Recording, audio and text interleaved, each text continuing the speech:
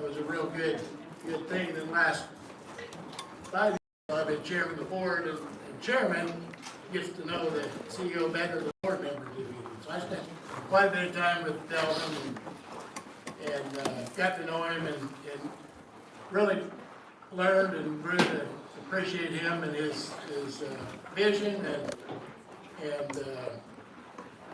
just what he wanted to do here at Rock of Ages and taking care of elderly people. I thought of a verse, Psalms 127, verse 1, that says, "Unless the Lord builds the house, the builders labor in vain." And I think of that relationship to Delvin in that, you know, there's a lot of changes here since he was a 22-year-old or whatever he was when he started working here, and a few years later was asked to be the administrator as a young man.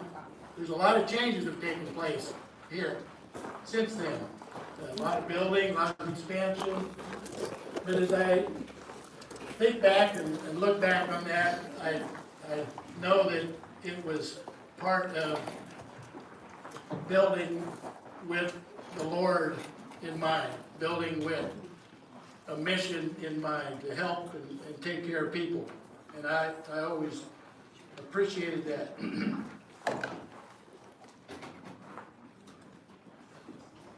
One of the other things that always stuck out to me about Delvin is how that he really had a heart for residents that came through here. That his concern was for them, to take care of them, to help them in a lot of different ways, in a physical way and a mental way and even a spiritual way, as he had the opportunity. It was in a lot of ways, it was more of a mission for him than it was just a job. And I always appreciated him for that.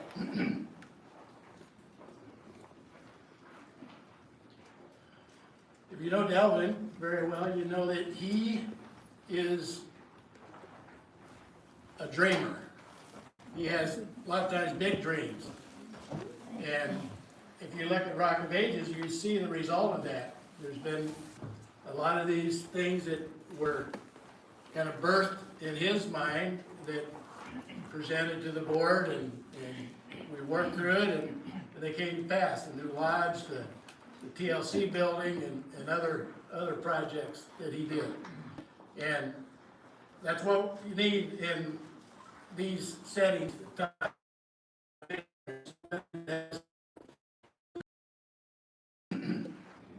And so it's been good to work with Delvin over the years, and you know, when he said he was ready to retire, it looked like a big job for us as a board to find a replacement. And it was kind of a job to do that. We do have a replacement, and actually I didn't do this quick, but I forgot.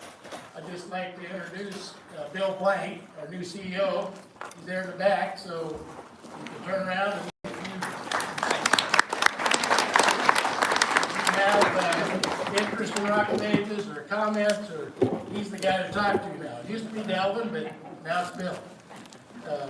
But kind of the progress. Now, this afternoon I've asked a few other people to come up and just say, we don't want to have a long program, and it was real hot. We're probably tired of sitting in the heat, but we'll try not to keep you here too long. So I've asked Gary Nice, another board member, if he'd come up and say a few words.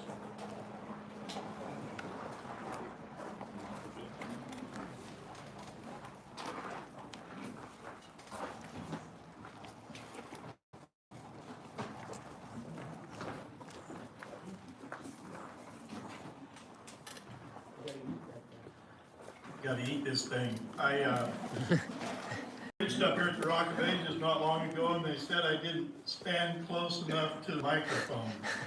So I'll try to do it a little bit better. It's good to be here today. As I look out across everyone here, I recognize a lot of people who have had a part in making Rock of Ages what it is today. You've helped in various ways, especially helping Delvin And I'm just glad that all of you are here. We set you up by feeding you first and then having a program. That's the way we do our board meetings. We eat first and then we get down to business. But I'm glad I'm here, sort of one of the first ones to speak, so I'm not too, I get to say what I want to say first. The others get to copy me, I guess, if they do. But as I thought about what to say, it's been a little time of reminiscing for me personally. I would like to say, just up front here, you know, there's a saying that I'm not exactly sure how it goes, but behind every good man is a good woman. We're here to honor Delvin today for many years of service here at Rock of Ages. But lest we give Delvin all the honor, let's remember that one of the anchors of his life has been Twila. And I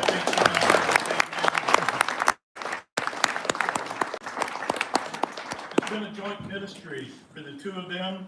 I know Delvin has said oftentimes that it's been such a wonderful thing for him to be able to raise his family here and for them to be also involved in the ministry here.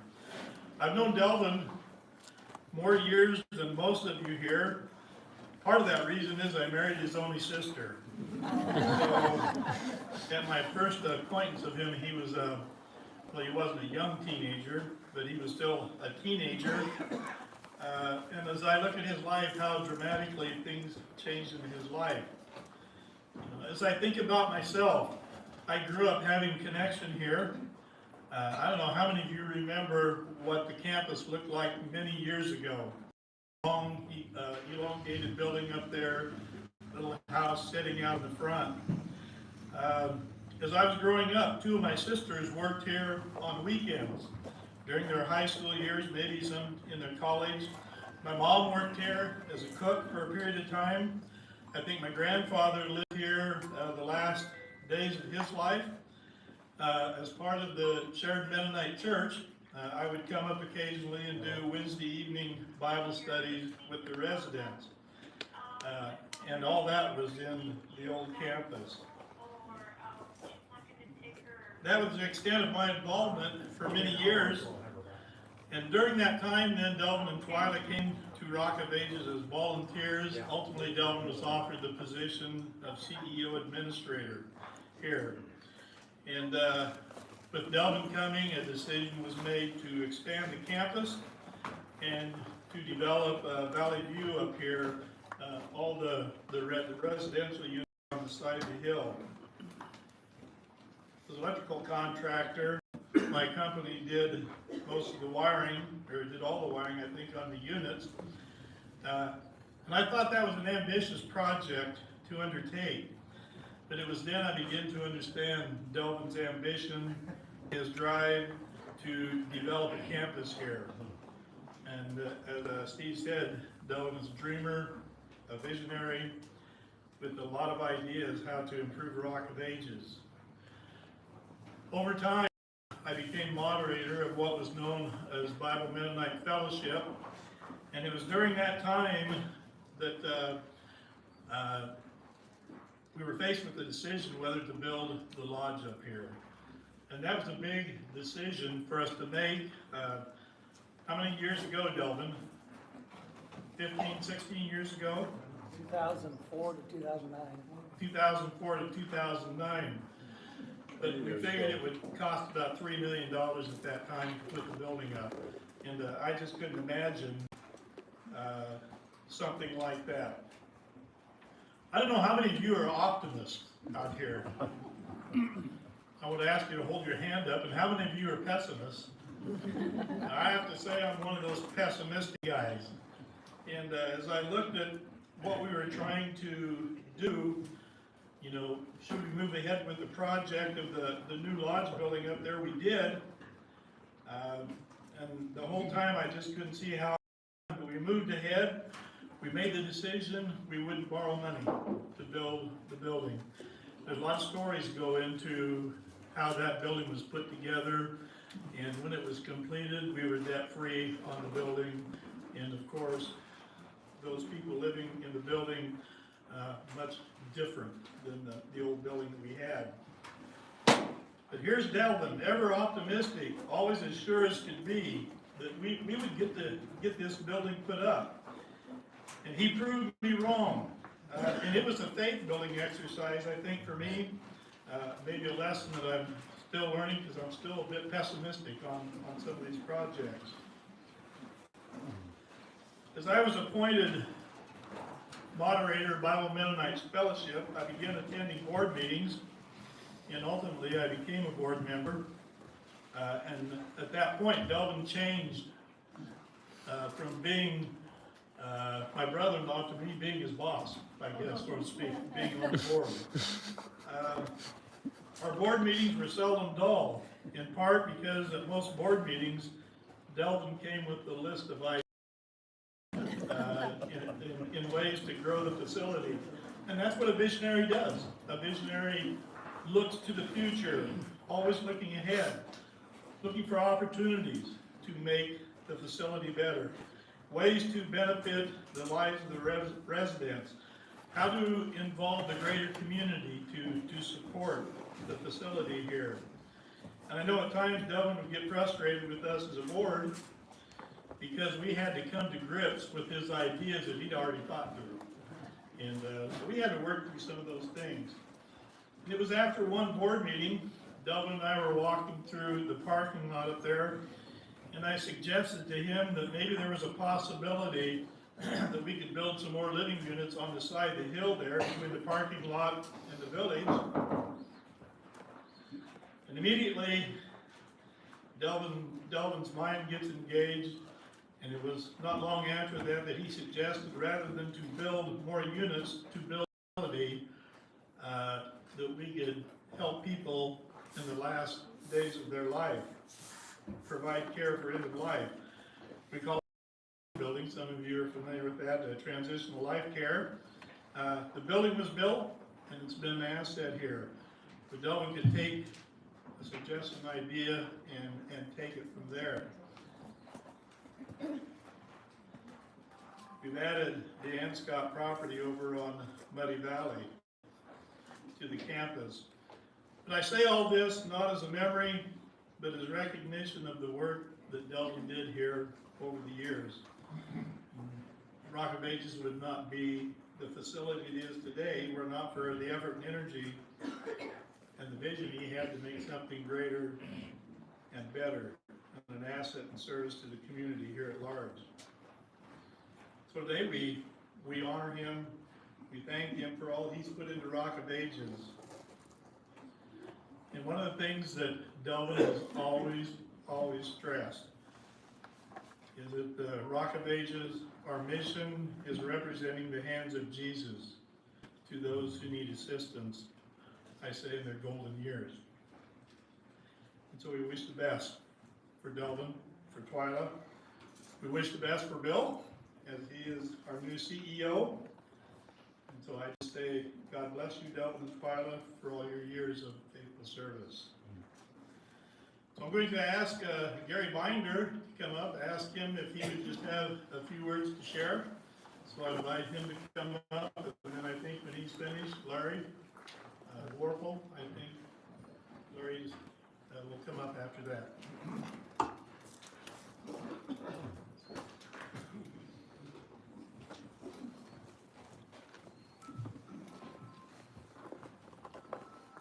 Gary had a big list of stuff to go over. I don't have nearly that long of a list. I haven't been here as long as Delvin or Gary. I agree with Gary about Twila. She's been a big part of what goes on here. The residents, memory care and whatnot, and all her activities have really made a difference. And backing up Delvin, supporting him with all visionary, and I think that's a good word for him. I've been here 18 plus years. I got in, well, I come up here and I put a resume on Delvin's desk and said, I need something to do around here, if you got anything. He took that to heart.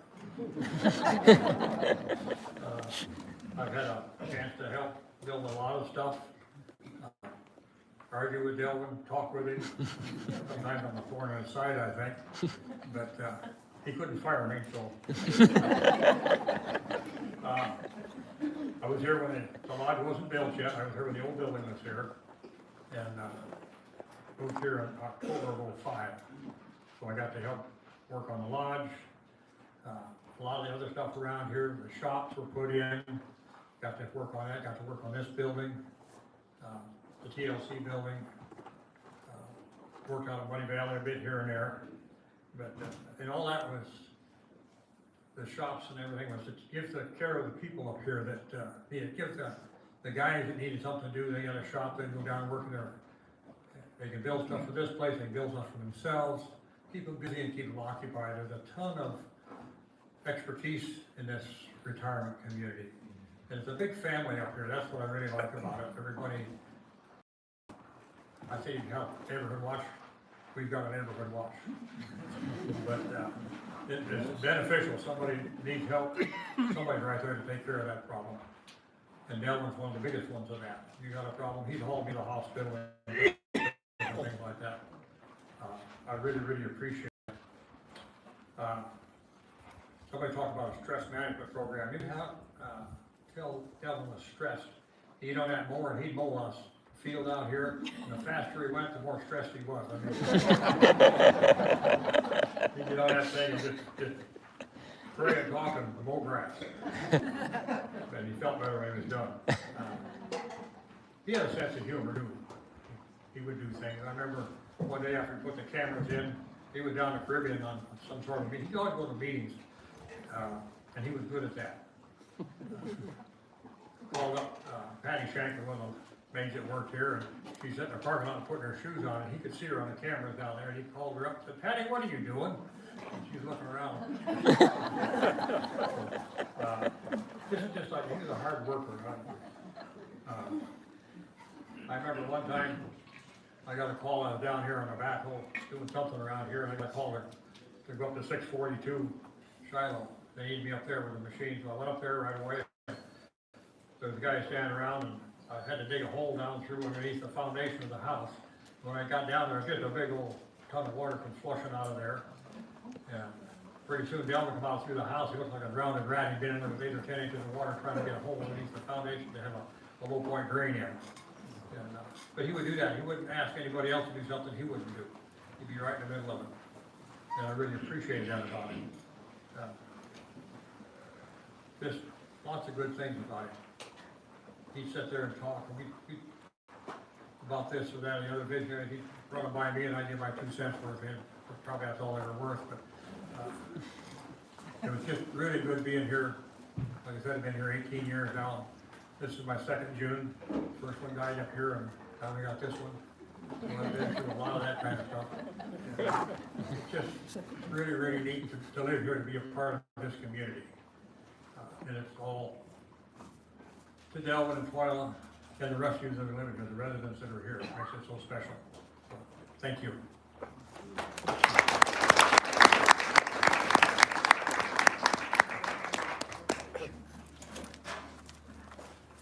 Thank you for sharing that.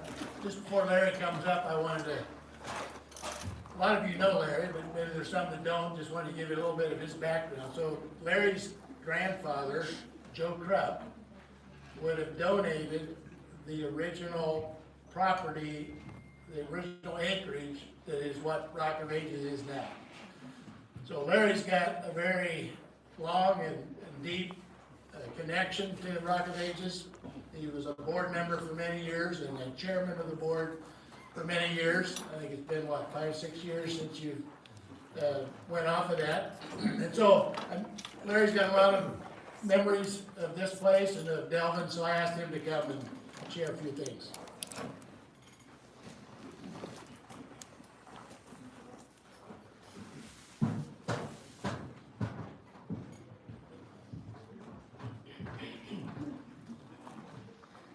It's really good to be here because of what this place means to me personally, but not only to me personally, but because of what it means to all of you people here.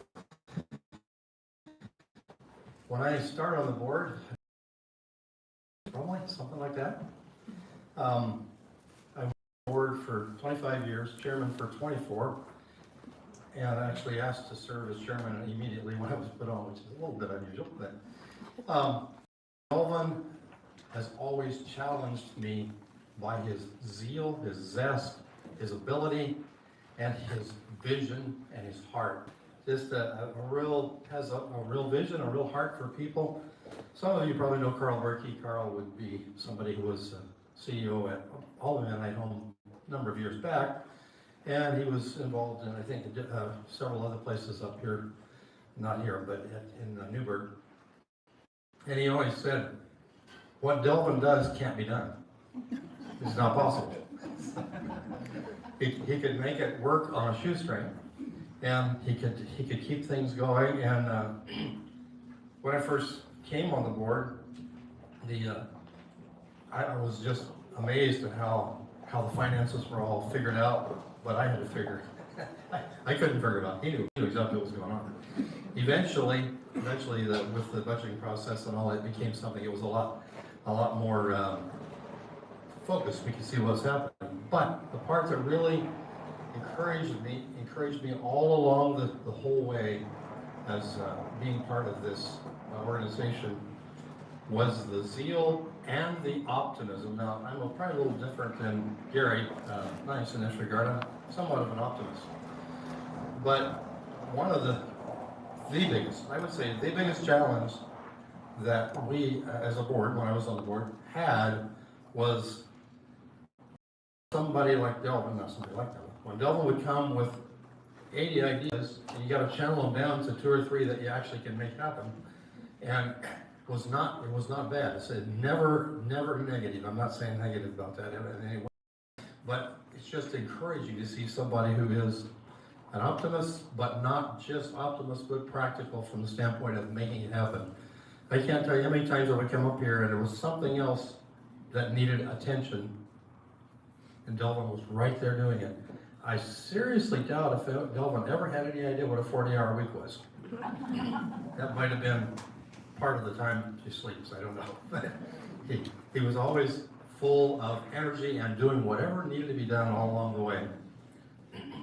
As I think about the vision, though, for this place, like the place that we talked about, just the old building that was there, built back when my grandfather was on the board, and my grandmother actually passed away in that old building up there.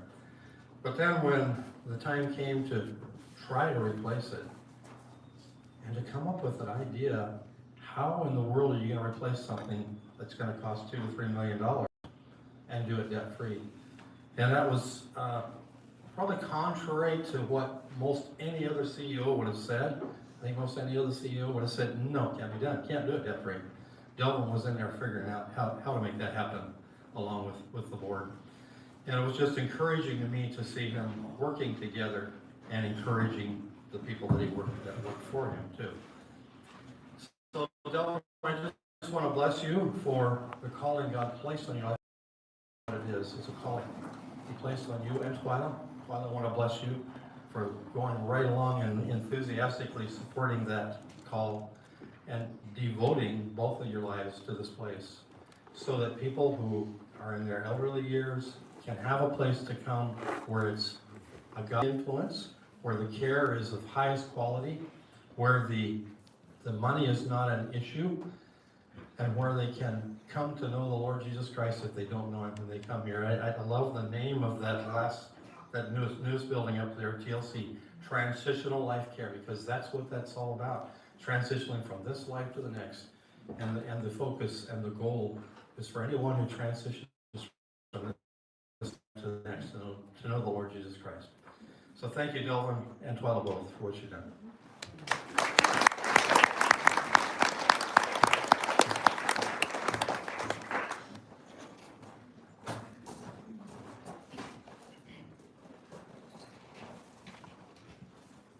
Yeah, thank you for all you fellows that shared about Delvin.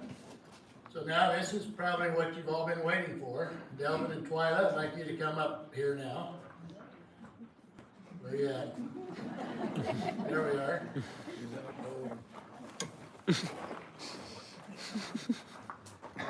For all you that know Delvin, you know that he doesn't mind talking. So we're gonna give him a chance to talk a little bit here in just a couple minutes.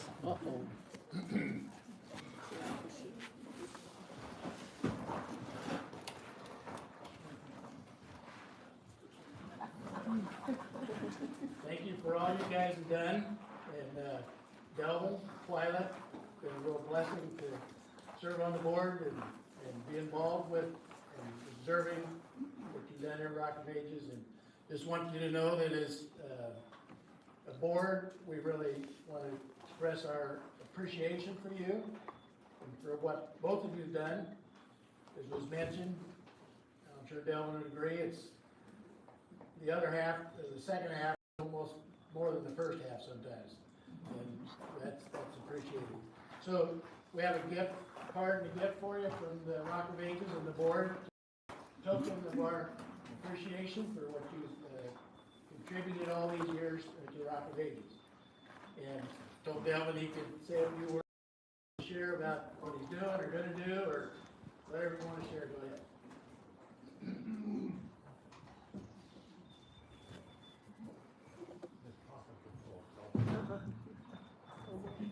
Chair for Twila, this may be a while.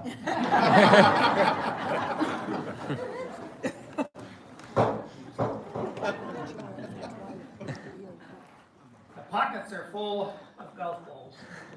I've been putting them in my pocket when I've been giving them. My pants are gonna fall off, so I gotta get rid of them.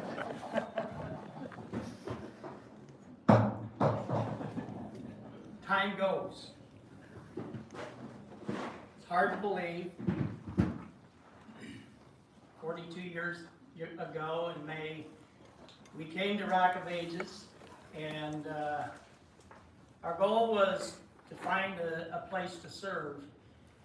We had went on a trip looking for areas. We went from Delaware to Florida up to Kentucky, and we ended up coming back to Rock of Ages. We had told the board before we left if they could use us, we would try and help where we could. Never did we know it would take this long to get where we're at. But what has been said about Twila truly is the truth as far as her backbone to me and what I have been able to do. Here at Rock of Ages, a lot of times going home, maybe discouraged, long days, long hours, and she would encourage me. When we moved here, we moved into a little one-bedroom house. Our son Jesse, standing in the back there, slept in the crib. It's hard to believe he could get into a crib nowadays. He slept in the crib right beside our bed, and our daughter slept on the couch, Jennifer, and she's here somewhere, right there. And Jennifer was 2 or 3, 2.5, and Jesse was a baby. And that's where we started. And my first responsibility was to add 2 bedrooms to that house. And it went from there. All of our children grew up here on campus. And what a wonderful opportunity I feel in Twila for our children. I think a lot of their lifetime endeavors, their work. Jenny now is one of the top administrators there at Providence Hospital in Newburgh. Jesse is an electrician, something I always wanted to do. He liked to get his hands in it, and he's one of those electricians that makes sure it's right. He doesn't work good with me because I like to cut corners.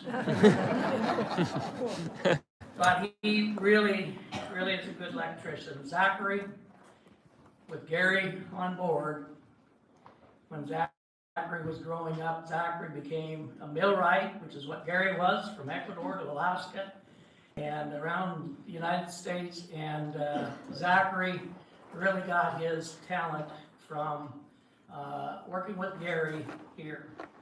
Pierre, they're left already today, but he went to school, and he's the first doctor in our family. And he's a doctorate of physical therapy. He has a shop in town. So in a, I guess in a, dare I say, a Christian way, we're very proud of our children because we really feel it's their here. The boys would water the plants for how much, Jesse, $1 an hour? Yeah. Dad was pretty cheap. But they got the job done and they learned how to work. Jenny, at the age of 14, took care of some of the hardest, difficult memory care people in the old care center. And I really believe that's where she went on to nursing.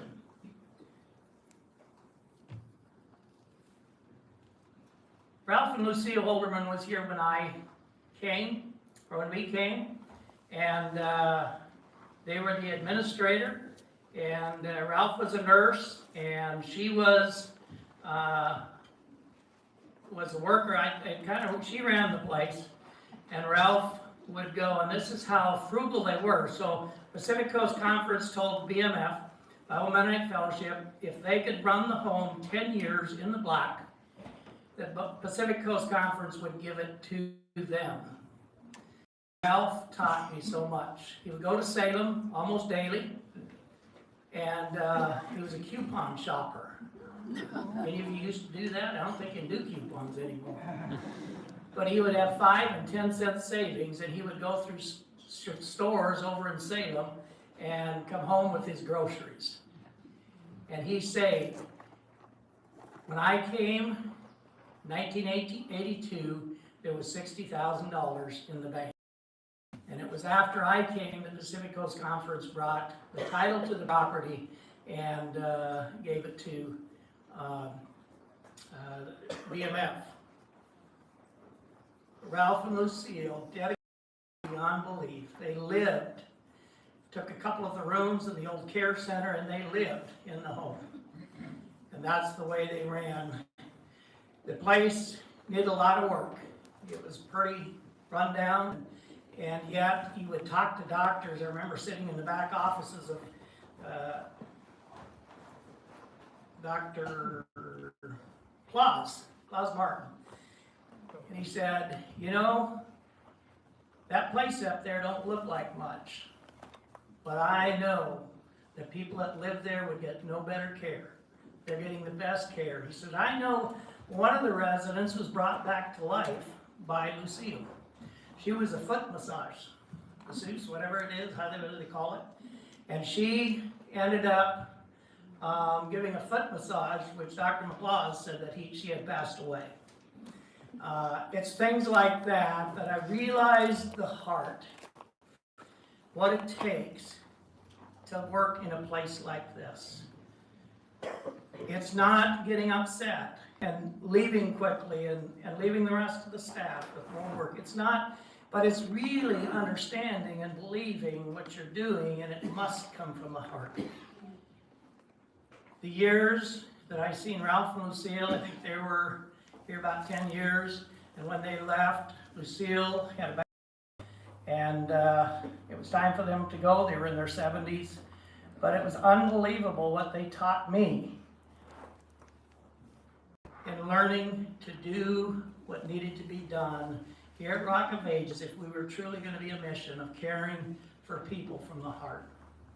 And I so appreciate that. Years later, of course, here was this young punk coming to town wanting to do these projects. And Ralph had made the money. He had $60,000 in the bank, and he didn't like it that this young kid was wanting to do these things and spend money. So there's a little friction there. But years later, I don't know, not many years, but after we started the village, one night down in Brownsville, Ralph Holderman came up to me. He said, Delvin, you are the best thing that could have happened to Rock of Ages. It wasn't about me that it would really touch my heart, it was about Ralph. That he, even in his struggles and seeing money spent, he understood that change was happening. I'm at that point. Bill is here, and I want Bill to have true success and things moving forward, it's so important for Rock of Ages to keep our mission, to stay on course, and care for people. I have a good friend that he's a for-profit resident, or a for-profit owner. I think he has about 25 facilities. How many of you have heard of the Springs? The Springs at Clackamas, the Springs and all over. They go into Montana. He wrote a book, and it's called The Culture of Promise. Fee gave me a book with a note inside, said, I think maybe you will see my culture, or my vision and mission is a lot like yours. He always said he appreciated the work here at Rock of Ages. Fee wrote a note and said he thinks maybe I could see some of that in the book. And oh, I seen it all the way. To the point where Fee was going to start. He promised his grandma never to put her in a nursing home. That was the promise. He worked hard at that, but as she got into her 90s and older, that's when Fee developed one of the first assisted living facilities. Of course, when his grandmother walked into that facility, a brand new facility, looked beautiful, and he said, or she told him, yes, this will be nice for those folks. It did come a time where she needed to move and get the assistance. But that story touched my heart because Fee made a promise. And when Twila and I came here, our promise was to serve and to be a mission outreach to those in the community. And it's so important that our vision, our mission, about building an empire, but it's about serving, touching the hearts. One of the, I think the farthest ones that have come is Gene and Randy Leidig. They come all the way from New Mexico. Randy and Gene, you have no idea what it meant to see you here. Their uncle, Joe. Pardon? Grandpa Joe. I'm sorry, Grandpa Joe was an Alaskan. He was woolly, and he, I don't know, how do you describe him, Randy? Stubborn. Stubborn. Obnoxious, lovable, And yet, he had a dear little wife, Gracie, yes, who just was the opposite. yes. Gracie was a Christian, and she prayed daily for her husband. I know Kathy Gaylor was involved, speaking to Joe about knowing the Lord. I remember one room, and I remember vividly the room he was in the old care center. He was a week from dying, and was able to lead him in the sinner's prayer. That's what it's all about. Yeah. Transitioning from this life to the next, and how important that is. I'm about done here, but there's so many people to mention that I don't want to. Wonderful staff that are so committed that they've been here. Karen over here has been here over 30 years. She came to help me for 2 weeks. I tied her up. But you understand the dedication. Back several years ago, we started a program called Seek. I had read a book and got this idea. So I did sit long enough to read a book, but I got this idea of 100% satisfaction. That everybody involved were bought into it, that if there was dissatisfaction and maybe somebody was wronged, that as staff and myself, everybody pitched in and helped. So there was a total buy-in, and I was quickly told, in fact, Carl Berkey was one of those, well, that's a negative way of handling things. But we hung on to the seek, making sure every person was satisfied. And if they weren't, we righted the wrong. But you soon seen some staff that went ahead, nothing to do with that, because they were always right. And I soon found, when a staff person was always right, and it was always somebody else, it usually created a problem. But the staff that were dedicated to make sure the residents were 100% satisfied is really so rewarding. I've talked to many of you here, talking about your loved one that was cared for, and it's so meaningful that that was appreciated. But I will say that this dear lady beside me was my right-hand person, and was there for me when things got tough. Remember, Danny, one time when we were building the village, we didn't get a wall up like that we wanted to, and it was up the upper road up above, and there was a large cut piece of ground there, and it was going to rain, and we got a terrible rainstorm at 2 o'clock in the morning. We were out there pulling plastic across that hill so that we wouldn't have a landslide off of that roadway above. It's things like that that you get discouraged and you keep going, and you need somebody beside you like Twila that has been so good. The board has been wonderful to work with. Deep appreciation for the board. I think Steve said at times, you know, you kind of butt heads, and I know I came with lots of ideas. But how wonderful it is to work with a board that you can disagree and still be brothers in Christ. And not very often, I think, you see that in our type of care. So often it's about making money. And no money, no mission. I understand that. But our first questions of somebody coming was about how can we care for you. We figured out how we can care for somebody, and then we figured out how we were going to pay for it. And that so often gets turned around. How much will you pay us? And then we'll care for you. And our goal has always been to care for somebody, whatever the need. We've had, I remember, individual that had very little. And years later, the family was sending us checks, large checks. They knew what Rock of Ages had done. They knew that what they did, what was done for their father, they knew that the care was cost more than what their father was able to pay for. This wasn't my work. I'll prove it.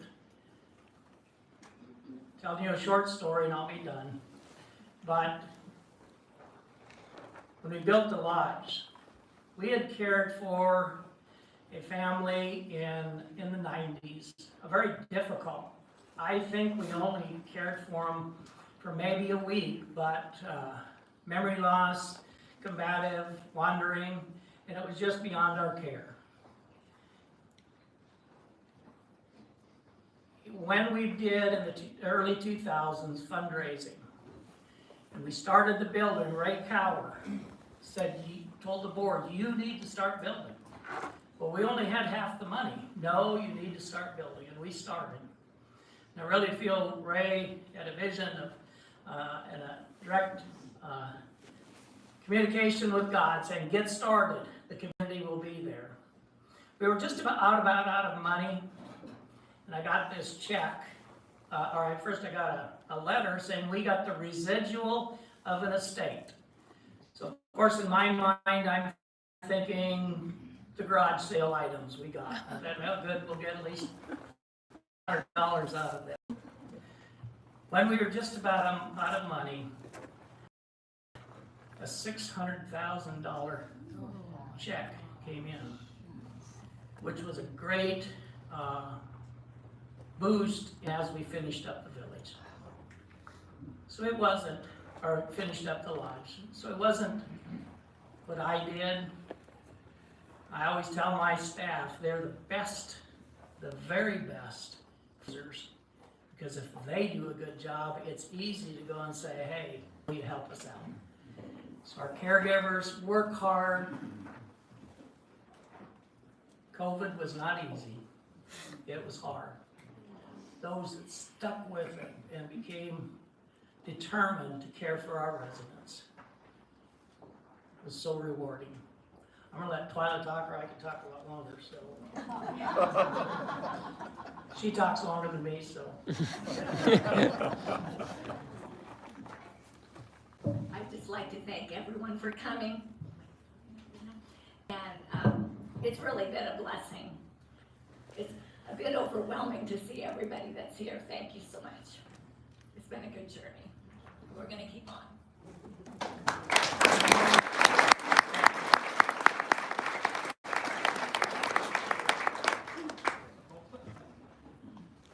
Well, thank you. I guess I should have given Delvin a time limit, but I didn't. But it was good to hear what he had to share. Some of those stories that we remember. I've asked Arliss Mishler, another one of our board members, to come up and to pray a prayer of blessing on Delvin and Twila.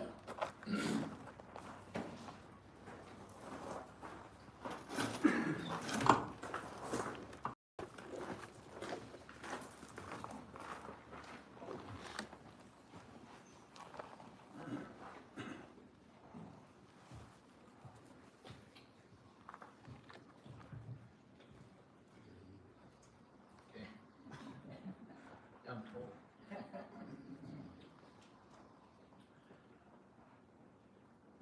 I'd just like to say a few words here as well.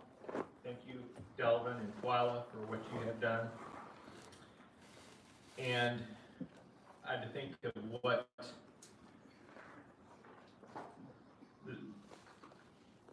as we look back through our past lives and what the things that last the longest are the things that we do for God. And God has a blessing for those who serve him. And I want to read just a few verses out of Psalm 112. It says this: "Blessed is the man who fears the Lord, who delights greatly in his commandments. His descendants will be mighty on earth. The generation of the upright will be blessed. Wealth and riches will be in his house, and his righteousness endures forever." And it says how he goes on to say how he will be with, even in dark times. And so I'd just like to say a prayer right now for Delvin and Twila. Our Father, we come before you this evening. We want to thank you for the testimony and the work that Delvin and Twila have both done here for Rock of Ages, and that we ask you to continue to bless the work that was started, and that you would bless them as they go into retirement, that you would continue to use them. We know Delvin will still be running away with ideas and things, and we ask that you would just give him the avenues and the things that he needs to pursue those things in a way that is honor and glorifying to you. And just bless them and their children and their children's children, and we just ask this in Jesus' name. Amen.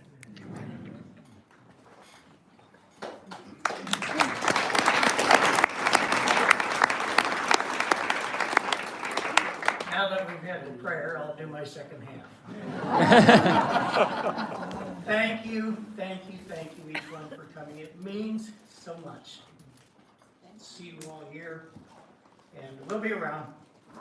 We're still trying to help out where we can.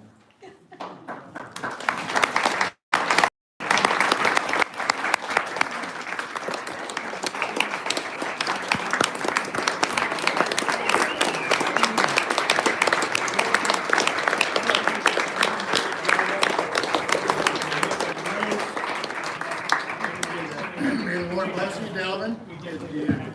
Whatever you